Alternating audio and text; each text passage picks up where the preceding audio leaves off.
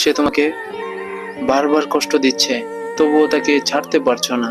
এখন শোনো, যখন তোমাকে কেউ বারবার ইগনোর করে, বারবার হার্ট করে, তারপর হঠাৎ একটু যত্ন বা অ্যাটেনশন দেখিয়ে আবার আগের মতো বিহেভিয়ারে ফিরে আসে, তবুও তুমি তার সঙ্গে থেকে যাও এই ভেবে যে এবার সে বদলে যাবে, তবে ভেবে নাও এটা আসলে ভালোবাসার না, এটা একটা ট্রমা বন্ডিং ছাড়া কিছুই না।